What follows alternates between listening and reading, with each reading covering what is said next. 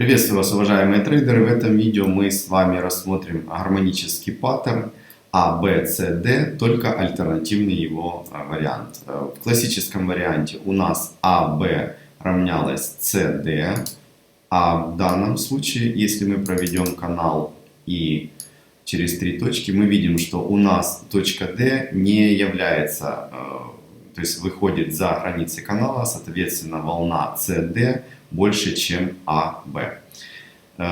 Для того, чтобы торговать эту модель, нам прежде всего необходимо ее идентифицировать. Чтобы ее идентифицировать, мы должны проверить соотношение. И мы видим, что если мы посмотрим на эту модель, то есть AB, отложим от точки С, то мы видим, что у нас точка D находится ровно на расстоянии 127%.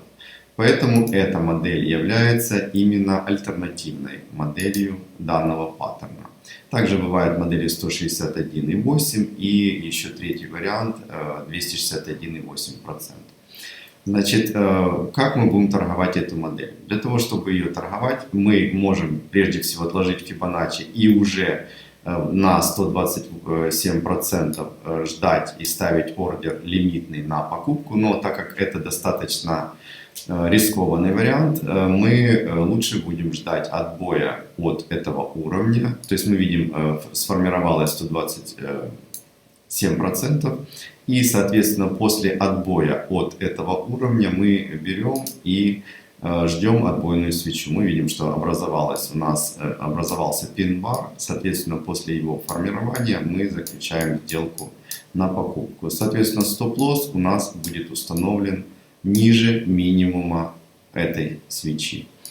По профиту, значит, профит у нас выставляется на два уровня, то есть первый это уровень точки С, но можно брать именно свечи закрытия. И, соответственно, второй тогда мы возьмем точка А. Давайте возьмем по максимуму. Как мы видим, цена в двух случаях дошла до профита, то есть у нас фактически на первом уровне даже должен был закрыться take profit 1. И если мы, допустим, ждем, не закрываем его вручную, то на уровне максимума точки А у нас срабатывает take profit 2. Вот, в принципе, и вся модель. Мы о ней должны знать, если торгуем гармонические паттерны, и она также очень хорошо отрабатывает. Спасибо за внимание.